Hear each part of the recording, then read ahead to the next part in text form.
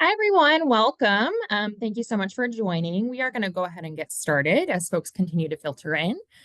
I am Megan Seawald, manager of the Data and Design Core at the Eisenberg Family Depression Center. We're so excited to welcome you to the second session of our new webinar series, Building a Research Career Using Secondary Data. If you attended our first session, which was called Getting Started, welcome back. And if you weren't there, we will recap that in a few moments.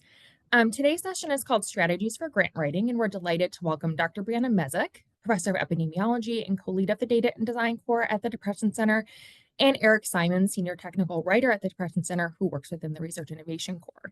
Next slide, please. So I want to start today by acknowledging that the federal landscape for research funding is very challenging right now. We know that there's a lot of uncertainty, and many of you are likely and rightfully feeling a little bit worried. So we want to just acknowledge that and say that we're feeling that too. But our focus today is not going to be on managing the current funding climate specifically, but rather to present information and strategies that we think are sort of evergreen and still relevant and useful despite the current challenges. We're all still going to need to get grants and to continue doing our work and keep moving forward. So that's going to be our focus today. A little roadmap for this session. You'll first hear from Dr. Mezuk, and she is a prolific researcher and epidemiologist who has largely built her research career using secondary data sources and has been funded for secondary data projects many times over. She will share strategies for amplifying novelty and impact in secondary data proposals, what should be included in your budget. She'll share some examples of projects that were successfully funded and point to some current funding opportunities. And then you'll hear from Eric Simon, who's a senior technical writer within the Research Innovation Core at the Depression Center, who works closely with our members to support their grant submissions, sort of a unique benefit of being an EFDC member. So he'll provide an overview of the services that he provides as a grant writer and what that process is like. He'll share where he's observed some people tend to get stuck in the process and some tips for how to overcome common challenges. Dr. Mezuk will also share some tips from her own experience, as well as some resources, and then we'll have some time for questions. Next slide, please. So if you're not familiar with the work of the Eisenberg Family Depression Center or our core programs, I want to offer just a brief bit of context about our work and why we wanted to bring this webinar series to you all. So the mission of the Eisenberg Family Depression Center is to improve lives and empower communities through bold innovations and interdisciplinary collaborations across research and outreach that advance how we understand, treat, and prevent depressive illnesses. And under that larger mission, the goals of our program, the Data and Design Core, are to reduce barriers to academic research so that investigators can generate impactful, innovative research more efficiently, and to support emerging scholars so that they can build robust long-term research careers in the field of mental health. And the key mechanism that we use to achieve those goals is secondary existing data sets. And there's lots of reasons for why we invest in those types of data sources. I would encourage you to go back and watch the recording from our first session to hear much more about that. And then the goal of the Research Innovation Core, which is where Eric sits, is to catalyze groundbreaking research and interdisciplinary collaborations through events, programs, funding, personalized faculty support, and other tailored services and resources. And we do have a couple of our other team members on the call today, so you may see a few of our colleagues weighing in the chat or helping to answer some questions. Next slide, please. And just quickly before we begin, I wanted to share just a few Zoom logistics. So this is a Zoom webinar, meaning you'll be on mute for the entire session, and we cannot see you and you can't see each other. So feel free to make yourself comfortable. You can eat your lunch, move around, whatever you need to do during the session. Closed captioning can be enabled at the bottom of your Zoom screen if you desire. We will try to save about 10 minutes at the end of the session for questions and discussion. So please feel free to submit your questions throughout the session using the chat box or the Q&A, and we'll answer as many of those as we can at the end. And then finally, the session is being recorded, so you don't have to worry too much about taking notes. We will send the recording and the slides and a couple of additional resources out as a follow-up email in the next couple of days. So with that, I will hand it over to you, Dr. Mezuk. Thank you, Megan, and thank you everyone for being here today. As Megan said, my name is Briana Mezuk, and I have the pleasure of co-directing the Data and Design Core. To kind of start off, just to kind of summarize what Megan just said, the few things I'm going to talk about at the beginning are I'm going to recap some big ideas that were addressed in the first webinar. As she said, I will emphasize how to demonstrate impact in grants that are using secondary data. I'll talk a little bit about budgetary considerations, and then towards the end, I'll give you my top 5 grant writing tips. So before I do any of that, I want to acknowledge that what you're going to hear from me today is really limited or based on my experience both as a grant writer and as a reviewer for NIH and major foundations. So there are lots of different types of grants, but the ones I'm going to be talking about are heavily based on that. I also do owe a deep sense of gratitude to the NIMH Advanced Research Institute in Geriatric Mental Health, which really is where I learned how to write grants. And I'm very grateful to the mentors that I met through there. And I have no financial conflicts of interest to disclose today. So before I begin with some new material, I want to recap some key lessons from session 1. So what Dr. Davis talked to us about are 2 big ideas. The first is what types of data you should focus on when it comes to seeking external funding for your research agenda. And second, how linking data sets is a critical component of demonstrating innovation in secondary data projects. And you're going to hear echoes of both of these big ideas today in my session. So what Dr. Davis talked about in terms of what types of data you should be looking for, these are the characteristics of secondary existing data sets that are compelling to grant reviewers. They are large, and by large I mean they typically have more than 1,000 individuals. Some of them have more than 10,000 or more than 100,000 individuals. Second, they are typically representative of some population. So that might be the entire population, for example, like the National Health and Nutrition Examination Survey or the Health and Retirement Study. They might be representative of cases of a specific health condition, like the SEER Cancer Registry. I'm going to talk to you about, and Dr. Davis also talked to you about, the National Violent Death Reporting System, which is a suicide mortality registry. Or it might be something like enrollees in a specific health plan or seen in a particular system like Medicare or Medicaid. Or through, for example, like Michigan Medicine. What Emily in our 3rd series is going to talk to you about is using Data Direct, which is again, all patients seen here at Michigan Medicine. The other things that make a data set, an existing data set, compelling to grant reviewers is that it collects data over a long period of time, either as a panel, so like sort of like checking the oil every year on a situation. That's NHANES and the National Survey on Drug Use and Health, which NHANES since 1999 and NISDA since 1971 have been in the field assessing how much obesity is there, how much drug use is there, how much depression is there, et cetera. And that, huge, long periods of time, not the same people followed all of those times, but different people, but still gives us a snapshot in time as to how trends may have changed over this very long period of time.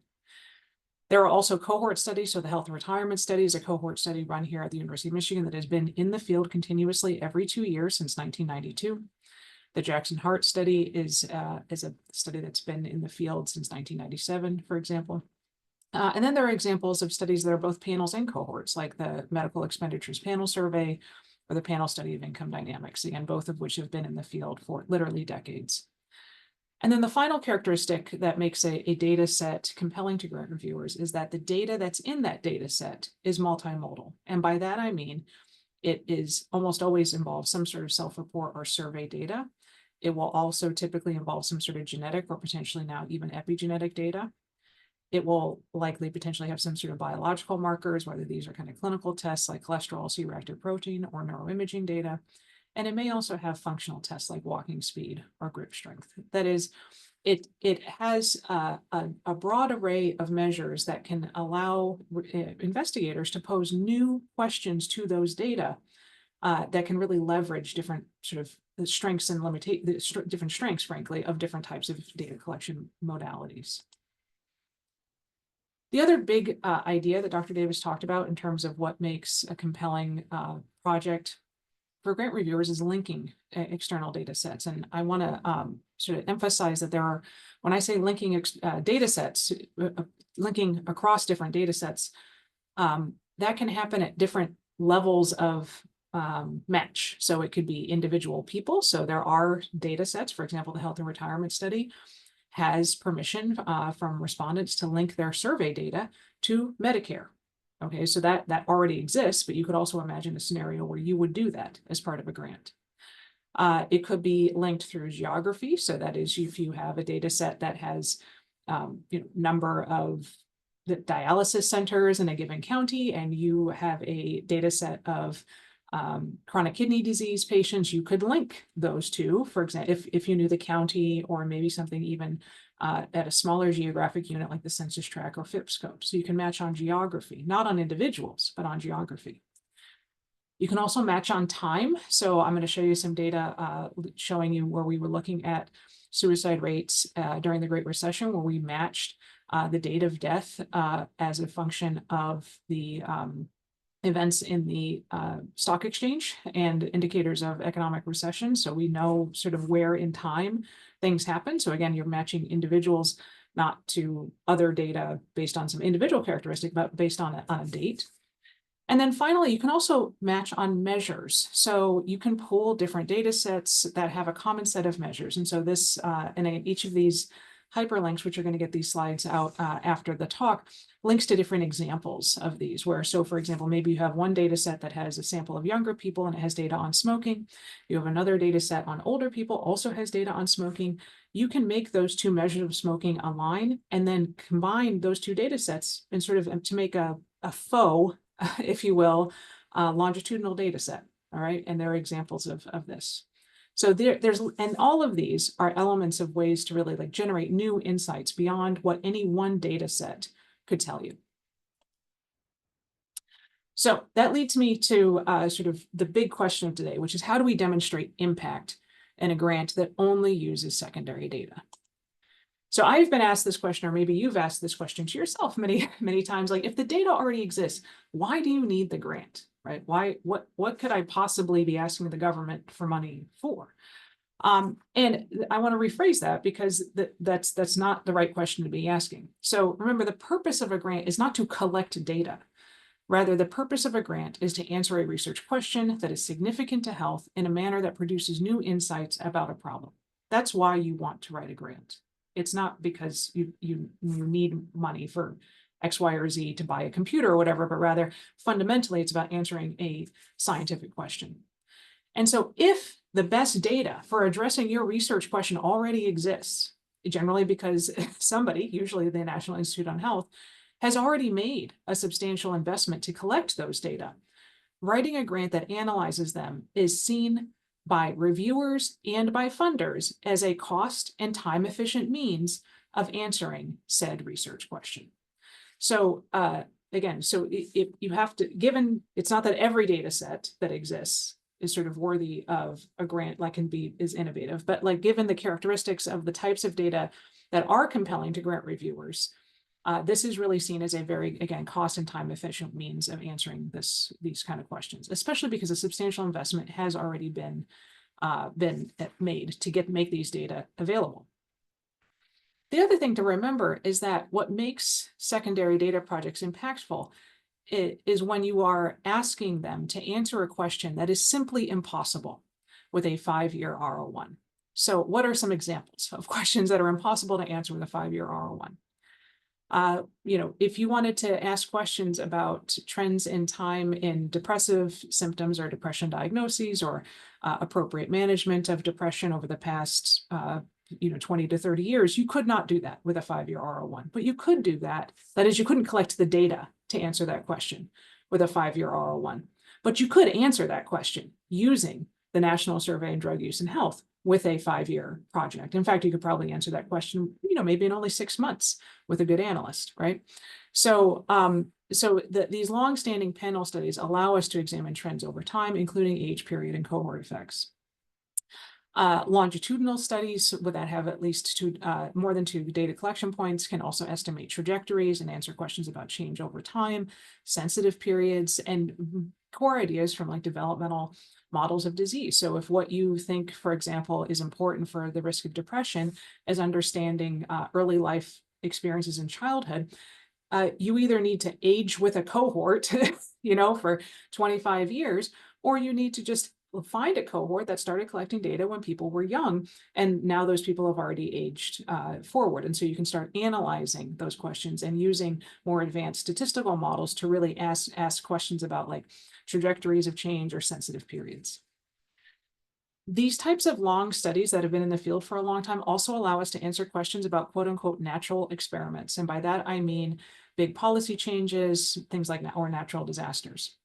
So for example, like one policy change would be like, how did the Affordable Care Act, which expanded insurance coverage for millions of Americans, what impact did that have on the prevalent or the likelihood that people got clinically appropriate care for depression, right? You can't answer that question without having longitudinal data before the ACA is passed and the same type of data that's been collected after the ACA. And so again, all of those data do exist. This question is answerable only because of existing secondary data.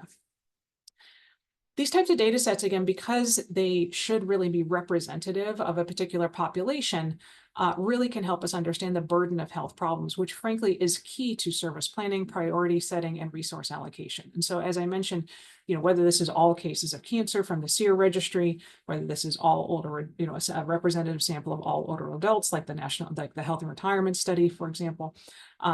But these types of data sets, what makes them impactful is that it's not just about, well, this is what we saw in this sample in this clinic, but rather this is what is true in America or in this cross-national studies, right? Whatever it is, right? But like that's a much more compelling and impactful statement.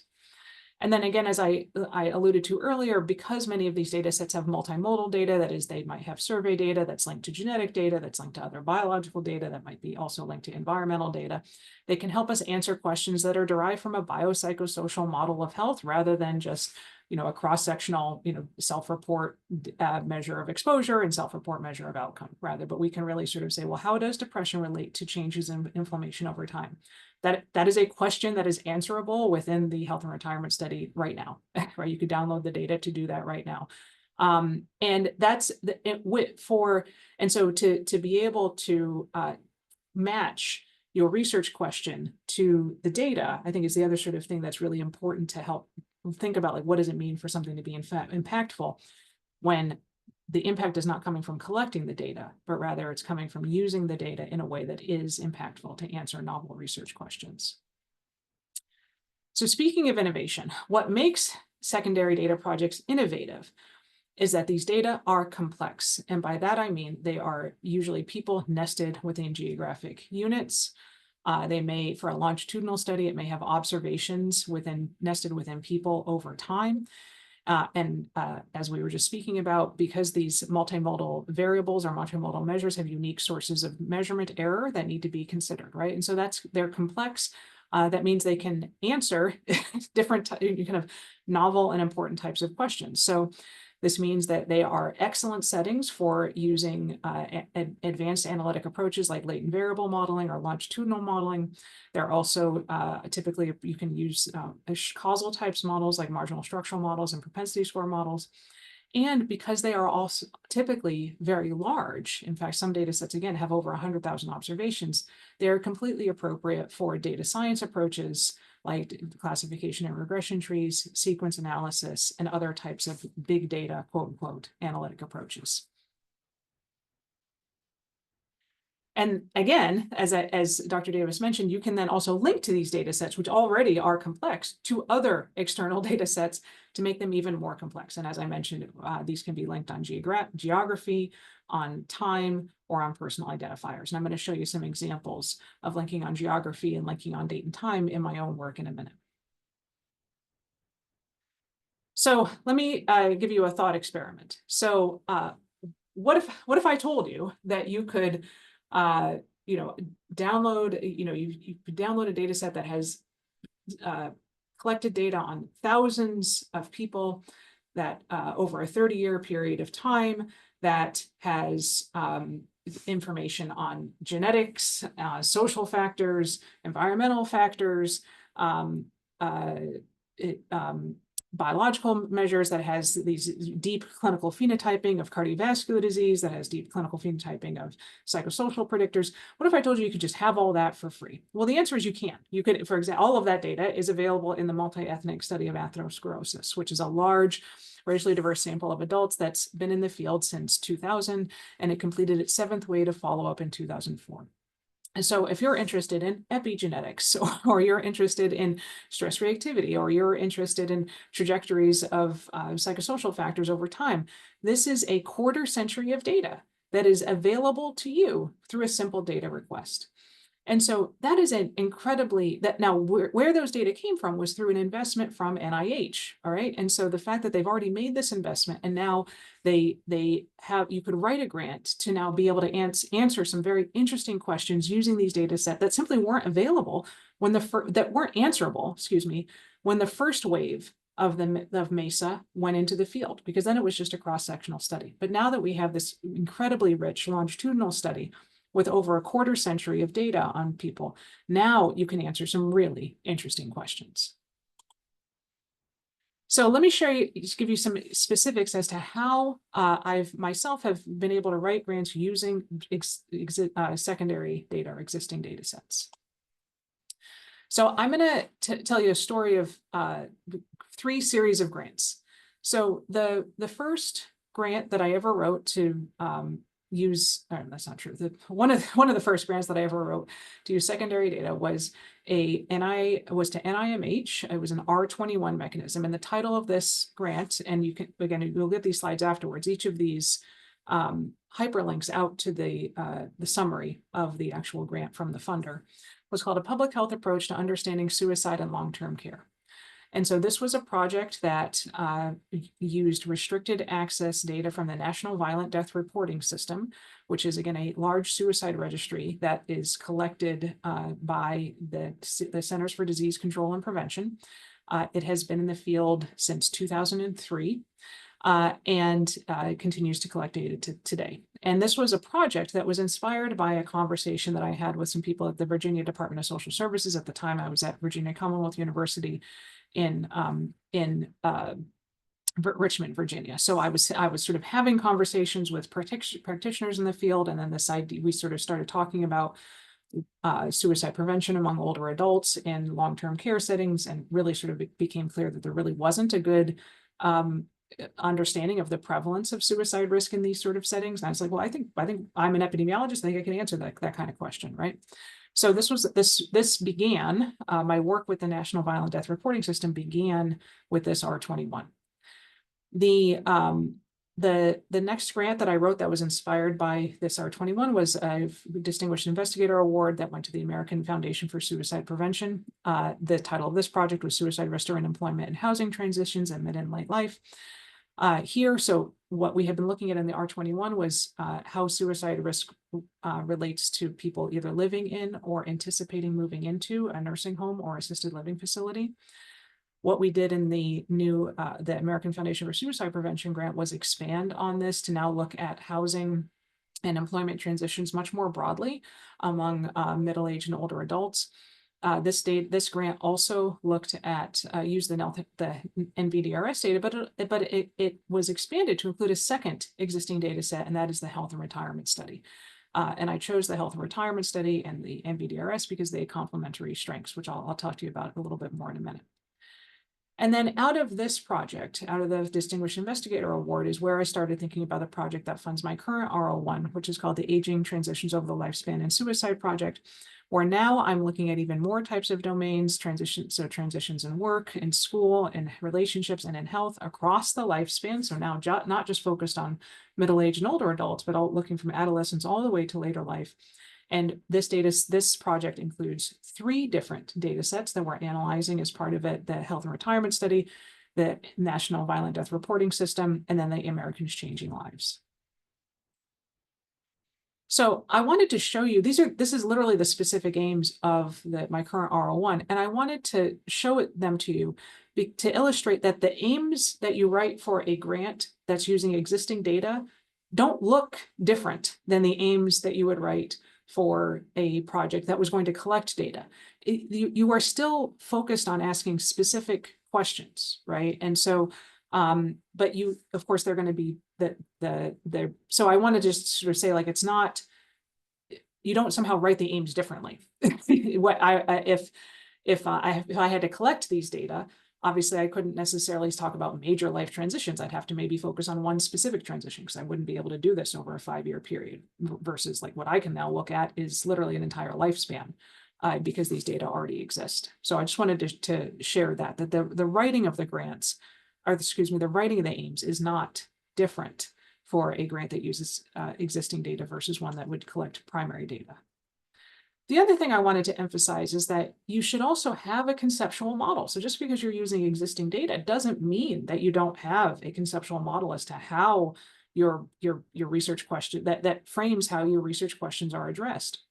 And what I wanted to show, and this is again figure 1 from my current R01, and so it illustrates these different domains that we're interested in. But I think the other thing that's important is that we also layer on top of this the data sets that we're using. So that's what's shown at the bottom part of this grant, showing that of this figure, that the NVDRS covers all ages, and the years that it covers that. The Americans Changing Lives study starts at age 25, and the Health and Retirement study starts at age 51. So kind of just illustrating how we're thinking about major life transitions and suicide risk, and then how that relates to our data sets.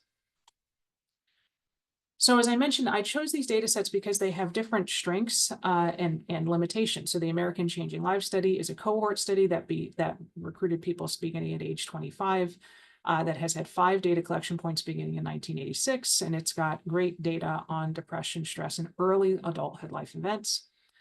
In contrast, the Health and Retirement study, also a cohort study, but doesn't start recruiting people until they're over age 50. It's been in the field since 1998, so it started a little bit later, and it has good data on later life events, as well as stress and depression.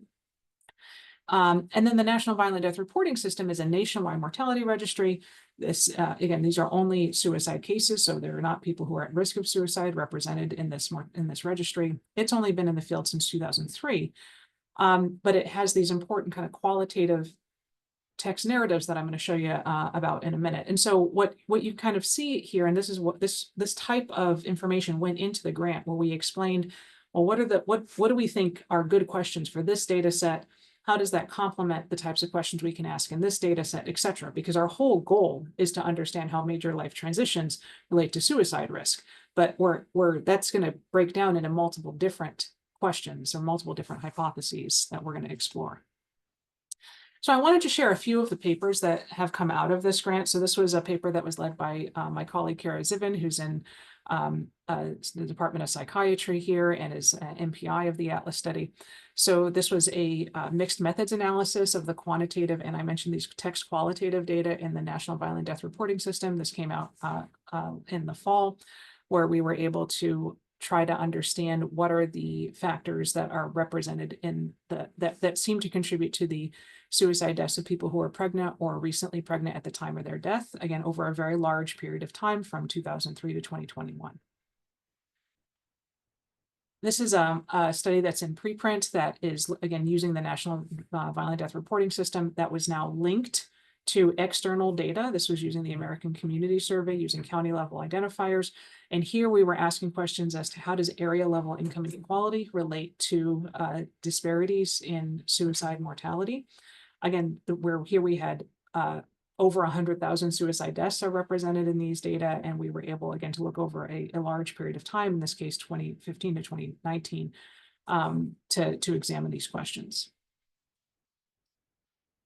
We had a paper come out this winter that was trying to understand questions related to how psychosocial and pandemic related circumstances related to suicide during the year 2020. Again, what we had here was all suicide deaths that occurred in 2020, and we're able to compare those to deaths that occurred in what we call the pre-pandemic period. And we were able to characterize those using topic modeling. This is a relatively novel approach to understanding kind of more contextual or qualitative data. So again, this is a very large number of observations that I'm showing you here, over 80,000. And because these data sets have these unique data elements, and we match that with a unique data analytic approach, in this case, topic modeling, to really better understand how COVID-related circumstances related to suicide deaths in 2020. The final example I want to show you is this paper that came out last year looking at suicide mortality during the Great Recession among older adults that were in anticipating or in the transition to retirement.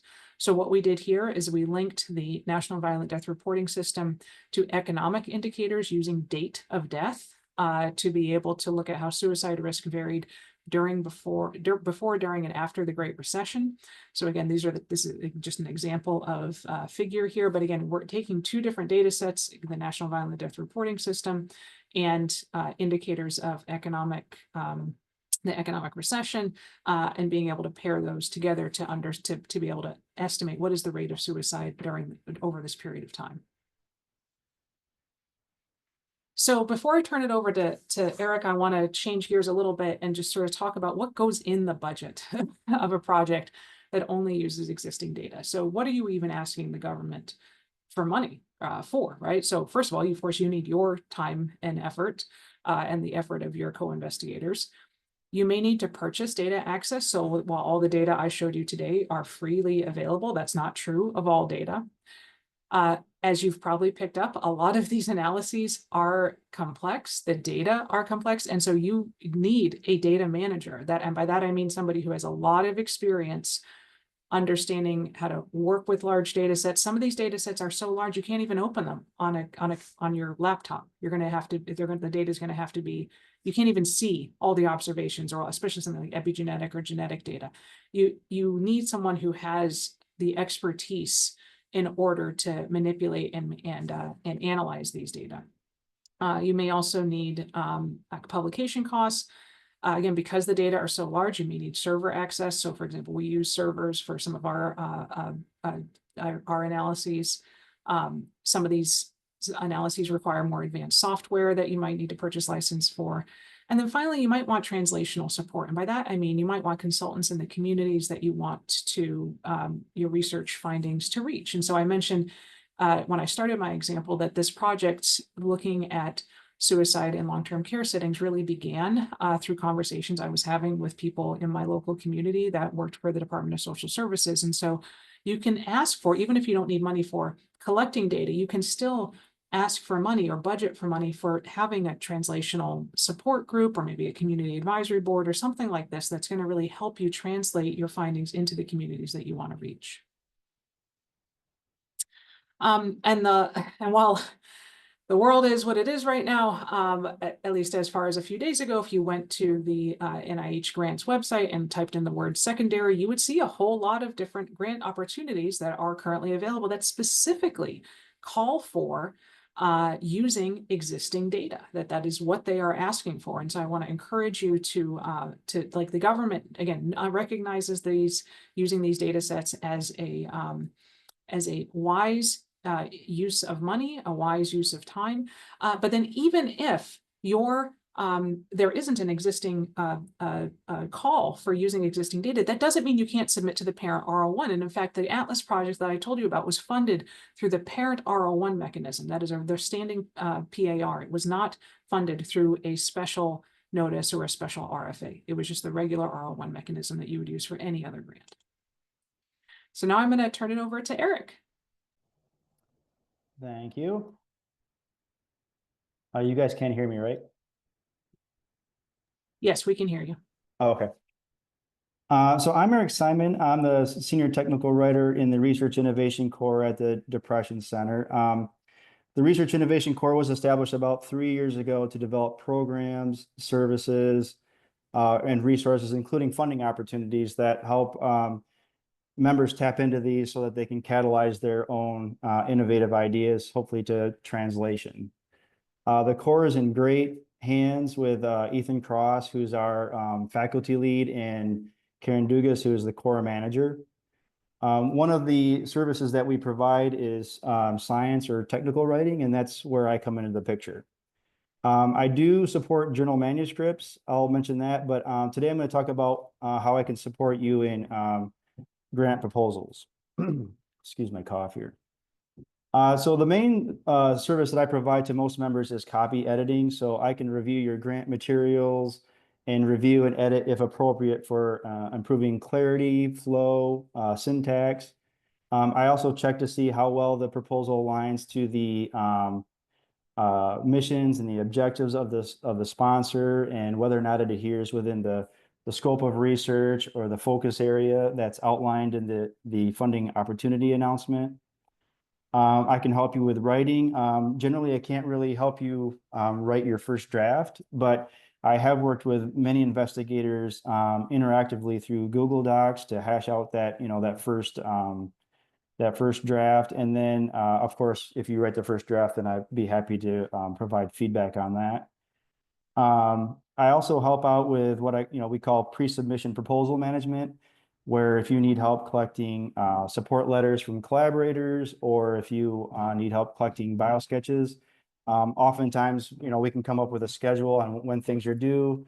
I can collect things for the administrative shell before they need to be routed to the medical school for review. And of course, reviewing those as they come in and making sure that they're polished and ready to go. And I spend a lot of time searching for funding opportunities. I collect these throughout every month, and then the first week of every month, we email these out to all members. You've probably seen those. We also upload those opportunities into our EFDC funding opportunity listings, which is online. It's a searchable and filterable database, and I'll talk a little bit more about that in a few minutes. Next slide, please. So I kind of want to give you just sort of an idea of what it is like to work with a grant writer. I think a lot of people think of someone that, can write a grant and review and give you feedback, and that's certainly a big part of it. But for me personally, my overarching goal is to do whatever it takes to boost your chances of achieving a funding award. And to get there, I try to make my role as flexible, adaptable, and sometimes undefinable. Whatever is required to suit your needs as a PI, and it's different for everybody. But just to give you an idea how sometimes that manifests itself, when it comes to writing, I've had a number of people are ready to go, but they just don't have time, and they don't have time to get started. So sometimes I can start out by writing sort of a draft together, and I've actually found some people prefer starting from a draft than on a blank canvas anyway. So that works out for some people to kind of get us kick-started. And then for proposal review, a lot of times this just boils down to you looking at your own application so many times over weeks and weeks and weeks that you start missing some of those things that might pop out to someone who's looking at it for the first time. So it's having an extra set of eyeballs, and you'll probably get a little bit different feedback from a grant writer than you would from a colleague. Another faculty member, for example, who's likely to give you very high level feedback. Maybe you should downplay this and really highlight this more, and include this assessment in your approach and that sort of thing. But they might miss that you've mislabeled a figure or didn't cite prior work that you mentioned and that sort of thing. And so you get really complimentary feedback from a grant writer. So I think it's good to reach out to both if you have that opportunity. For proposal management, this is, again, there's so many application materials required before the submission deadline that sometimes it's nice to have someone working with you to carry some of that load. And again, this could be just, can you help me collect everyone's biosketch and make sure that the personal statements align with the theme of the proposal that we're preparing.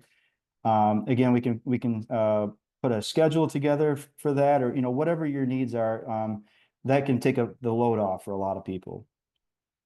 And then with a grant writer, there's a good chance that that person has worked in a number of different funding mechanisms. So on the right, you can see there, these are all the different grant funding mechanisms that I've worked on with members of the center here since I've been at the Depression Center. Whereas, if your faculty colleagues, may not have worked with this many. And so if there's a funding mechanism that you're interested in and want to give it a shot, reach out to me. There's a good chance that I've worked on that before. Next slide, please.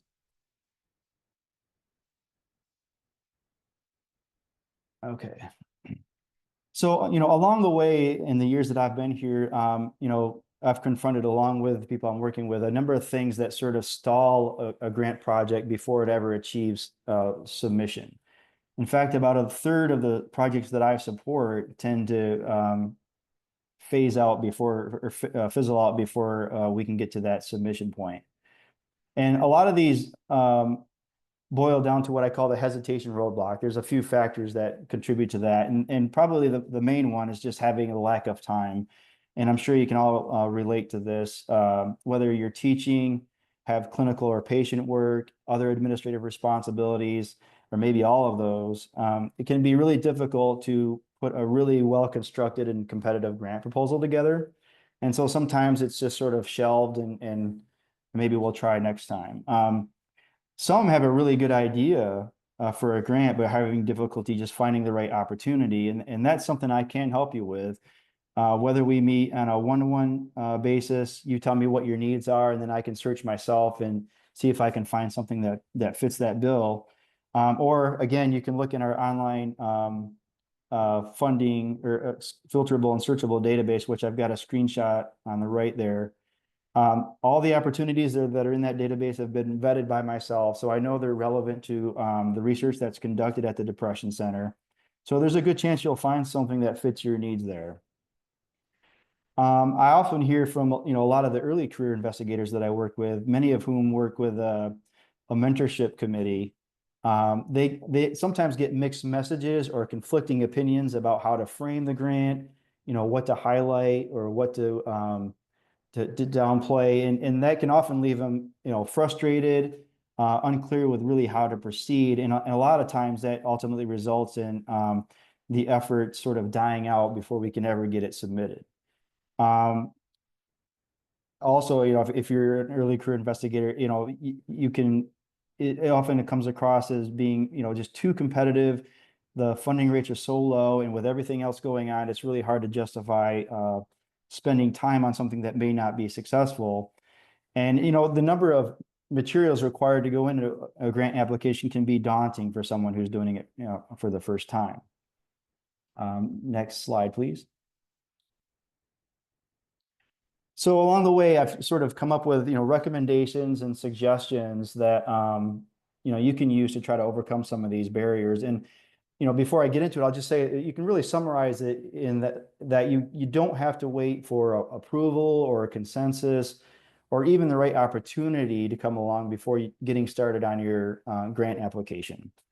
So it starts with the idea first, conceptualization of that, refining it over time, and ultimately documenting it. And I highly recommend getting it down on a specific aims page. And there's a lot of reasons for that. Among others is that in one page you have the idea, the support and justification for that, what your approach is, and it's what your colleagues and your program officers are used to looking at.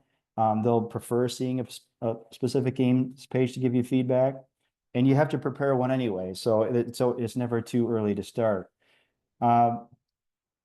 Familiarize yourself with the resources at the university. So there's a grant writer, myself, who's available that you can tap in at any time to help you with your project. Check out MISH-R, OVPR. And I also highly recommend getting in touch early with your grant administrators. They're very knowledgeable and very helpful with giving you a sense of what you're going to need to do in order to see this to the finish line. And then, I always like to recommend this, drafting your support documents ahead of time. And this could be way ahead of any funding opportunity being on your radar.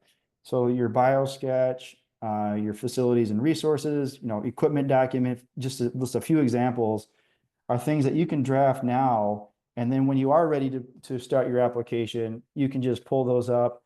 They're almost ready to go. It really cuts down on the amount of work that you have to do when you're under the gun.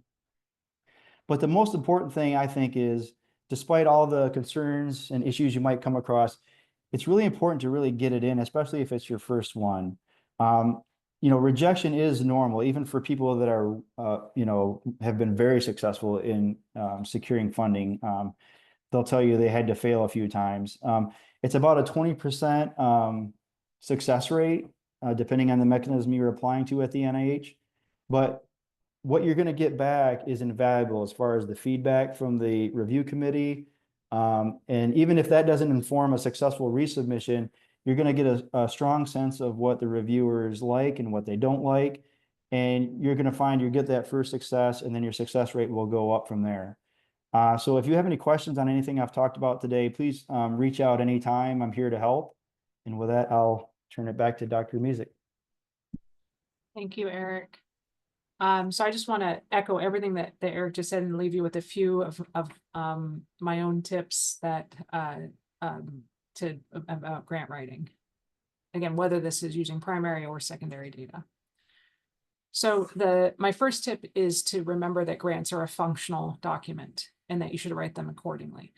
And I say this because it took me a very long time to understand that that's what grants are for. That is, it's not a manifesto, it's not a literature review, it's not even a call to action in a broad way, but rather it is a transactional document in which you are seeking to make the argument that this problem should be solved in this way by you and your team. And if you are successful, it will make this difference in the world.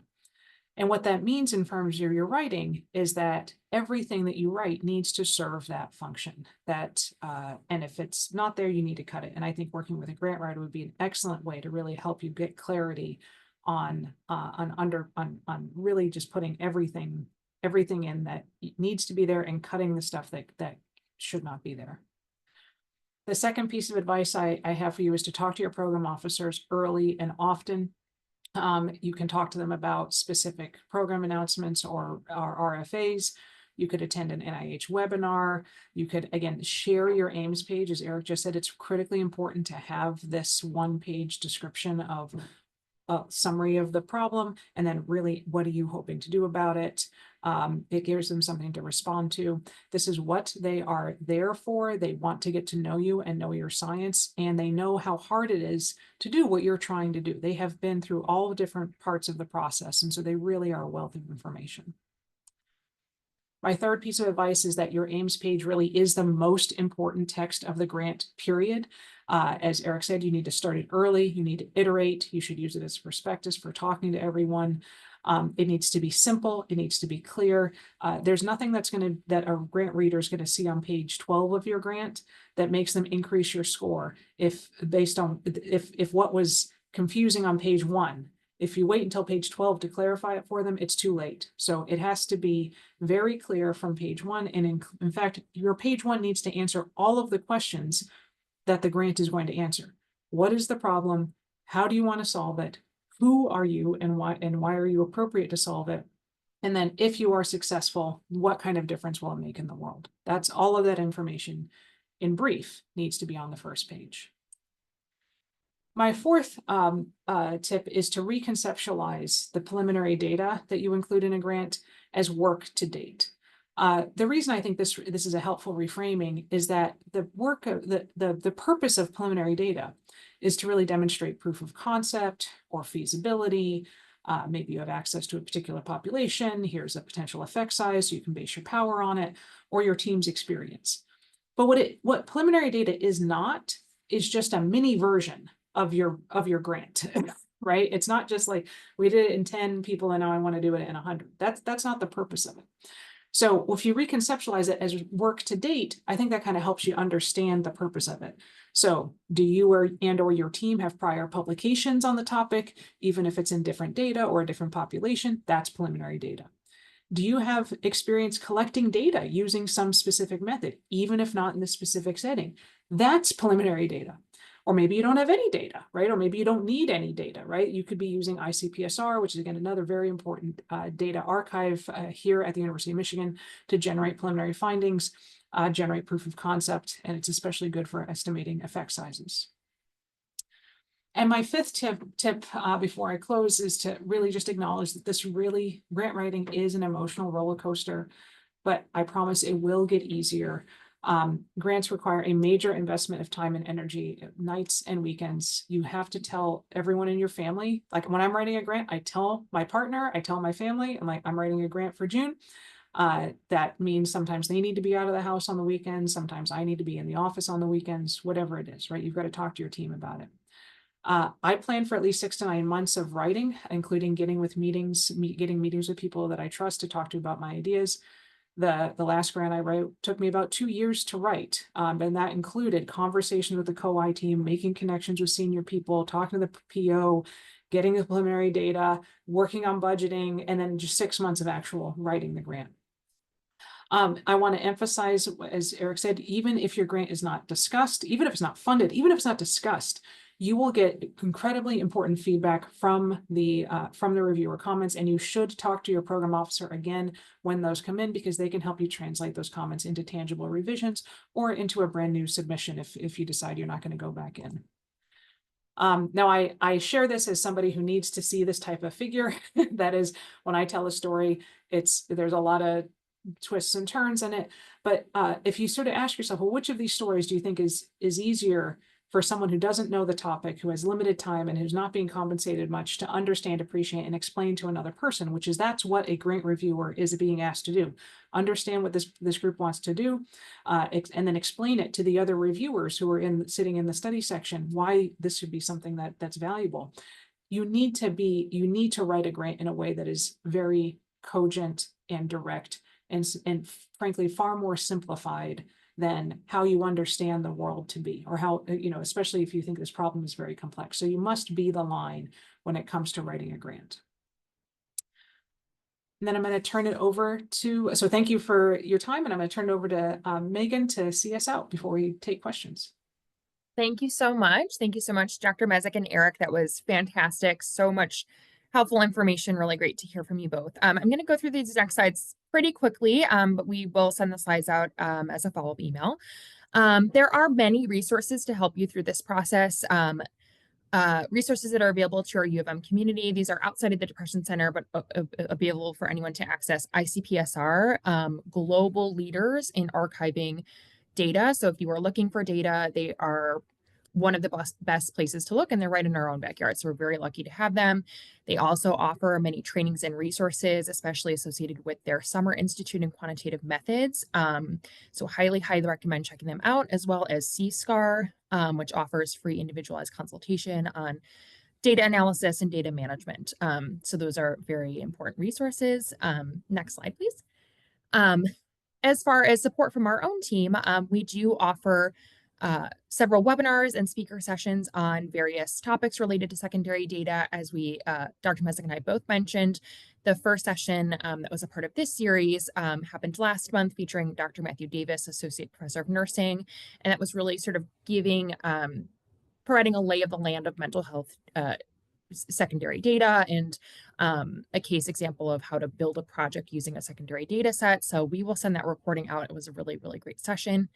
And then our last session as part of this series is coming up next month, and that's led by our lead statistician, Emily Urban-Wojcik, Advanced Analytic Approaches, where she will share how to clean and prepare your data. She is an expert in this topic. She'll also share how to approach modeling secondary data, including complex survey data, longitudinal data, and electronic health records. So that is coming up next month on Wednesday, April 16th from 11 to 12. Next slide, please. We also offer many additional resources and programs to provide support. So we administer a research incubator program in which we offer hands-on support for secondary data projects led by early career faculty and postdocs. That is a great way to get hands-on support for secondary data work and to get more experience working with secondary data. We also have a range of written resources available on our website, and you can always request one-on-one consultation from our team. As Eric mentioned, our team we're always available to help and to answer questions, so don't hesitate to reach out. And next slide, please. And with that, we can open it up for questions. So if you have questions or any thoughts that you'd like to discuss, please put them in the Q&A or the chat. And there's one that's come through so far, so we can start with that. And I think I'll throw this question to Dr. Mezuk. Not sure if you'll have a concrete answer, but maybe you'll have some thoughts. So this person says, I'm a scholar of minority health and aging, and I'm concerned that focusing solely on the psychosocial dimensions of health risk among Black adults might hinder my chances of receiving funding. Are those concerns justified? I think it's very difficult. So I do a lot of work on minority health and aging myself, and I would say it's very difficult to answer that question right now. What I would, but what I would say is that the science is what is the most important element to focus on. So when I advise people about this, like what is the actual question that you're interested in? So is there something about, for example, how stress and coping relate to depression, just for example, right? And of course, that may be overlayered on where's that stress coming from? Is that stress coming from minority status, for example, right? So, but the core of that is around stress and coping. And so my advice is to kind of keep that core maybe a little bit more central. I would advise in talking to program officers, whether that's at NIMH or at different foundations, about how the kind of language that that is helpful for them in terms of understanding those processes. But you know, I continue to do work in psychosocial factors as it relates to minority health and aging and broader health disparities.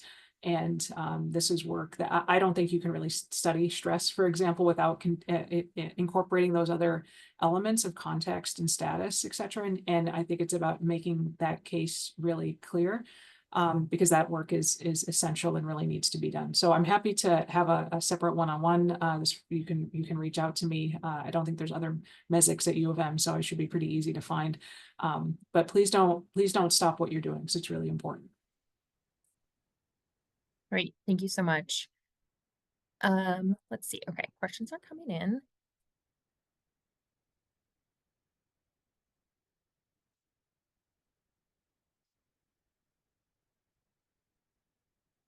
Okay, Dr. Mezuk, I think I'll send this one to you as well. Does the information you shared here apply to PhD students as well? Are there still grant funding opportunities in social research for secondary data analysis for PhD students at NIH or at UMich? 1,000%. So I corrected myself because I was going to say my R21 was my first secondary data analysis project, but that's actually not true. My very first secondary data analysis grant was my F31, which funded my my doctoral training, which was explicitly just using secondary data, which was an existing cohort study. And so again, there's not I would say think about how the data matches the scientific question. The mechanism is there. That is, there's no question that the mechanism is there. The government wants to fund this type of work. They've already made an investment in collecting the data.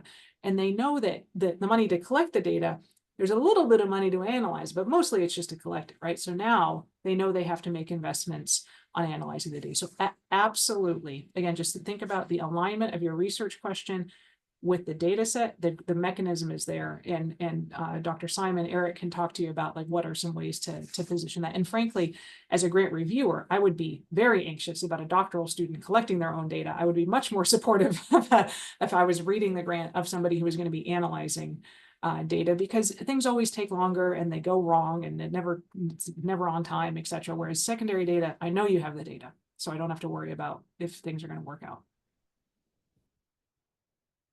Great, thank you so much. And just one last question, which I can answer. A person was asking me, is support from the EFDC available to researchers in other U of M departments who are not EFDC members, for example, grant writing support or consultation from Eric?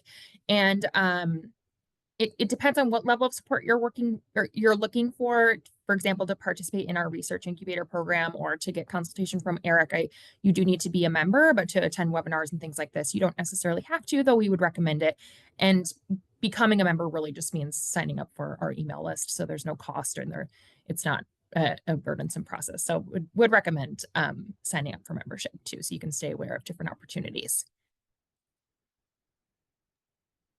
I see this last question too about just existing. So I would write the grant the way I would write it if nothing was exciting was happening in the world of data right now. I would not write it any differently. And I would encourage you to connect with people through ICPSR, which again is one of the world's most massive data archives. Ask for them for advice and support here. But I would not write it any differently.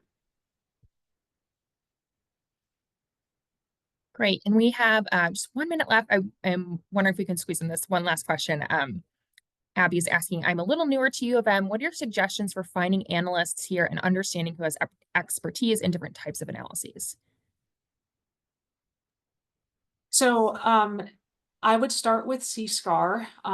They are that's one thing. But the second is that this is something where getting connected with a research team, so either a team that's already using data that you want to be working with. So for example, I run a work group for people who are using the health and retirement study data. So if you're interested in that data, send me an email. I can connect you with that work group. There are a lot of different like just research teams on campus that work with different data. I think the University of Michigan experts website might be a good way to sort of look to if you knew there was a data set you wanted to use, and you can see who's been publishing on that. There's not like a bullpen of analysts just like waiting for somebody to hire them. All right. So what I would say is that the types of departments that typically train people who can analyze these data are departments of epidemiology. That's where I sit. Departments of we have a department of survey research over at this Institute for Social Research. Those people know how to analyze these data. Obviously, people with backgrounds in biostatistics, people with backgrounds in health informatics. And so I would look at different sort of like what's the degree that you're looking for a person to have, and then reaching out to them. So for example, I can tell you like our students in the Department of Epidemiology have to do an internship. Many of them want to be analyzing data as part of that internship. And so there really are like literally hundreds of students here at the School of Public Health that have experience using R, have experience working with large data sets. And so they would be people that you could potentially hire on as an analyst role. Great. Well, thank you so much. That we're just 1 minute over time, so I think we will end it there. But if you have additional questions, our contact information is in the slides, and I will send a follow-up email in the next couple of days with this recording and the slides. And we encourage you to be in touch. And so thank you so much to Dr. Mezuk and to Dr. Simon for their fantastic presentation today. And thank you everyone for attending and listening. And we hope to see you at our next session on April 16th. Have a great afternoon.